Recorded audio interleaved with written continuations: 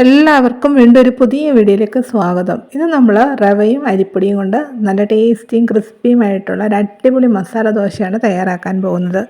ഈ വീഡിയോ ഇഷ്ടമാവുകയാണെങ്കിൽ ഒന്ന് ലൈക്ക് ചെയ്യണേ.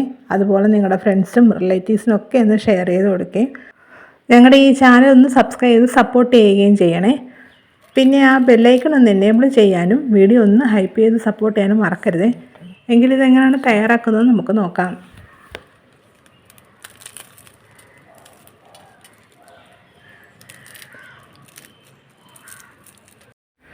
മിക്സഡ് ജാറിലോട്ട് 1 കപ്പ് റവ ഇട്ട് കൊടുക്കാം.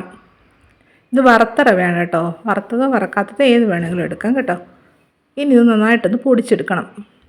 റവ ഇപ്പം നല്ലതായിട്ട് പൊടിച്ചെടുത്തിട്ടുണ്ട്. ഇനി ഇതിലോട്ട് 1/2 കപ്പ് വറുത്ത അരിപ്പൊടി ഇട്ട് കൊടുക്കാം. ഇടിയപ്പത്തിനും പത്തിരിക്കും ഒക്കെ എടുക്കുന്ന വറുത്ത അരിപ്പൊടി ഉണ്ടല്ലോ, അതാണേ.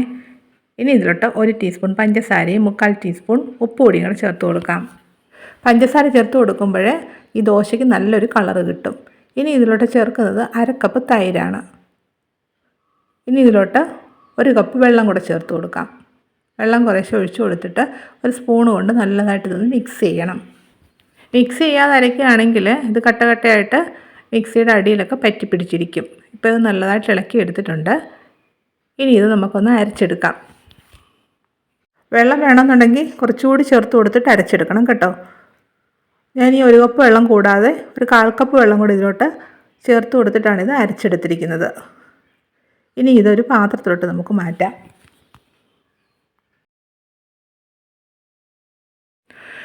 ഈ മാവ് കുറച്ച് കട്ടിയായിട്ടാണ് ഇരിക്കുന്നത്. അതുകൊണ്ട് നമ്മൾ മിക്സിയുടെ ജാറിലോട്ട് 1/2 കപ്പ് വെള്ളം കൂടി ഒഴിച്ചിട്ട് അതുകൂടി ഇതിലോട്ട് ചേർത്ത് കൊടുത്തിട്ടൊന്ന് മിക്സ് ചെയ്തെടുക്കുന്നുണ്ട്.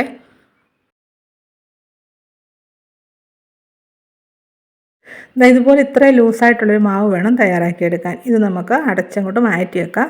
എന്നിട്ട് ഈ മസാല ദോശയ്ക്ക് ആവശ്യമായിട്ടുള്ള മസാലയൊന്ന് റെഡിയാക്കിയെടുക്കാം. സ്റ്റവ് കത്തിച്ചിട്ട് പാൻസലോട്ട് വെച്ച് കൊടുത്ത് ചൂടായി വരുമ്പോൾ ഇതിലോട്ട് 1 ടേബിൾ സ്പൂൺ വെളിച്ചെണ്ണ ഒഴിച്ച് കൊടുക്കണം.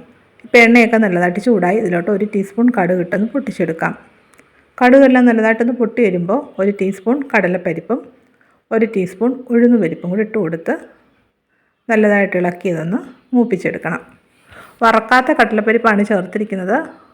വറുത്ത കടലപ്പരിപ്പ് വേണമെങ്കിലും ചേർക്കാം, പൊട്ടുകടല അത് വേണമെങ്കിലും ചേർക്കാം കേട്ടോ. ഇപ്പോൾ നല്ലതായിട്ട് മൂത്തിട്ടുണ്ട്. ഇനി ഇതിലോട്ട് 1 ടേബിൾ സ്പൂൺ പൊടിയായിട്ടരിഞ്ഞ് ഇഞ്ചി ഇട്ട് കൊടുക്കാം. ഇനി ഇതിലോട്ട് വലിയ 2 പച്ചമുളക് അരിഞ്ഞെടുത്തതും കൂടെ ചേർക്കാം. ഇനി ഇതിലോട്ട് മീഡിയം സൈസിലുള്ള 2 സവാള കനം കുറച്ച് അരിഞ്ഞെടുത്തതും കൂടെ ഇട്ട് കൊടുത്തിട്ടൊന്ന് ഇളക്കാം.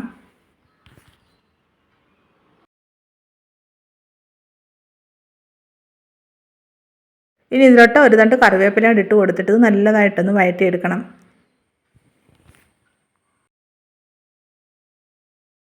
ഇപ്പോൾ ഇതെല്ലാം നല്ലതായിട്ട് വാടിയിട്ടുണ്ട്. ഇത്രയും മതി കേട്ടോ. ഇനി ഇതിലോട്ട് നമുക്ക് കുറച്ച് മഞ്ഞൾപ്പൊടിയും ഉപ്പുപൊടിയും കൂടെ ചേർക്കാം. 1/4 ടീസ്പൂണിലും കുറച്ചുകൂടി മഞ്ഞൾപ്പൊടി ചേർത്തിട്ടുണ്ട്. പിന്നെ 1 ടീസ്പൂൺ ഉപ്പുപൊടിയും കൂടെ ചേർത്തിട്ട് നല്ലതായിട്ട് ഇതൊന്ന് ഇളക്കിയെടുക്കണം.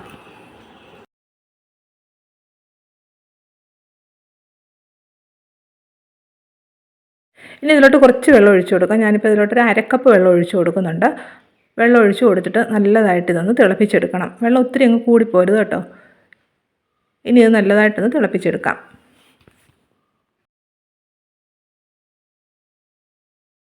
വെള്ളം ഒഴിച്ചു കൊടുത്ത് 1 1/2 മിനിറ്റോളം ഇതൊന്ന് തിളപ്പിച്ചിട്ടുണ്ട്. ഇപ്പോൾ ഇതെല്ലാം നന്നായിട്ട് വെന്തിട്ടുണ്ട്.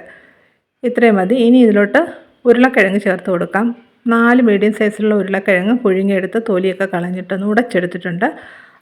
അത് ഇതിലോട്ട് ചേർത്ത് കൊടുക്കാം.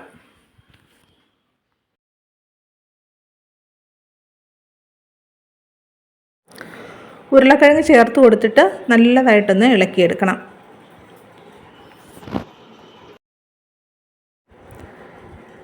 ഉരുളക്കിഴങ്ങ് ചേർത്ത് കൊടുത്തിട്ട് നല്ലതായിട്ടൊന്ന് മിക്സ് ചെയ്തെടുത്തു. ഇനി ഇതിലോട്ട് കുറച്ച് മല്ലിയിലയും കൂടെ ചേർത്ത് കൊടുത്ത് ഒന്നുകൂടി ഒന്ന് ഇളക്കിയതിന് ശേഷം സ്റ്റവ് ഓഫ് ചെയ്യാം.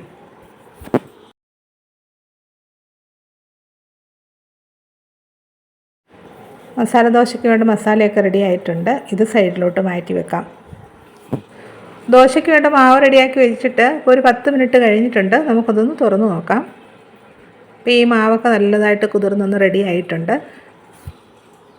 മാവ് നല്ല സോഫ്റ്റ് ആകാൻ വേണ്ടി നമ്മൾ ഇതിലോട്ടുണ്ടല്ലോ 2 നുള്ളു സോഡാപ്പൊടിയും കൂടെ ചേർക്കുന്നുണ്ട്. ഈ സോഡാപ്പൊടിയും കൂടെ ചേർത്ത് കൊടുത്തിട്ട് നല്ലതായിട്ട് ഇതൊന്ന് ഇളക്കിയെടുക്കണം. സോഡാപ്പൊടിയൊക്കെ ചേർത്ത് കൊടുത്ത് നല്ലതായിട്ട് മിക്സ് ചെയ്തെടുത്തു. ദോശയ്ക്ക് വേണ്ട മാവൊക്കെ റെഡിയായി. ഇനി ഇത് ചുട്ടെടുക്കാം. സ്റ്റൗ കത്തിച്ച് ദോശക്കല്ല് വെച്ച് കൊടുത്തു. നല്ലതായിട്ട് ചൂടായി വരുമ്പോൾ ഒരു തവി മാവ് ഒഴിച്ച് കൊടുത്തിട്ട് തിന്നായിട്ടൊന്ന് പരത്തിയെടുക്കണം.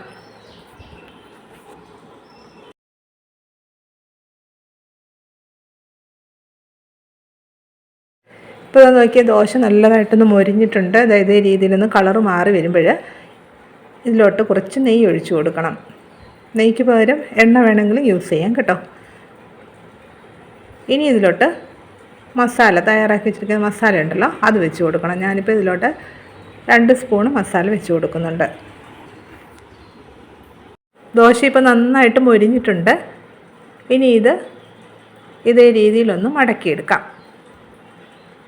സാധാരണ ഈ അരി ഉഴുന്നും ഒക്കെ അരച്ച് തയ്യാറാക്കുന്ന ദോശ പോലെ നല്ല ടേസ്റ്റിയും അതുപോലെ സോഫ്റ്റും ക്രിസ്പിയുമായിട്ടുള്ള ദോശയാണ്. അതാ നോക്കിക്കേ, ഹോട്ടലിൽ നിന്നൊക്കെ നമ്മൾ വാങ്ങിക്കുന്ന മസാല ദോശ പോലെ തന്നെ ഇരിക്കുന്നില്ലേ ഇത്.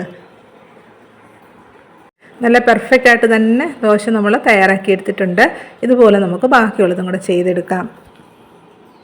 സാമ്പാറും ചട്നിയും ഒക്കെ ചേർത്ത് നല്ല ചൂടോടുകൂടി കഴിക്കാൻ നല്ല അടിപൊളിയാണ് കേട്ടോ. എല്ലാവരും ഒന്ന് ഉണ്ടാക്കി നോക്കണേ. നിങ്ങൾക്ക് എല്ലാവർക്കും ഇത് ഇഷ്ടമാകും. ഉണ്ടാക്കി നോക്കിയിട്ട് നിങ്ങളുടെ അഭിപ്രായങ്ങൾ കമൻറ്റ് ചെയ്യണം. ഈ വീഡിയോ ഇഷ്ടമായെങ്കിൽ തീർച്ചയായിട്ടും ഒന്ന് ലൈക്ക് ചെയ്യണേ. അതുപോലെ നിങ്ങളുടെ ഫ്രണ്ട്സിനും റിലേറ്റീവ്സിനും ഒക്കെ ഒന്ന് ഷെയർ ചെയ്ത് കൊടുക്കുകയും പിന്നെ ഞങ്ങളുടെ ചാനലൊന്ന് സബ്സ്ക്രൈബ് സപ്പോർട്ട് ചെയ്യാനും മറക്കരുതേ. വീണ്ടും ഇതുപോലെ പുതിയൊരു വീഡിയോ ആയിട്ട് വരുന്നതായിരിക്കും. Bye bye.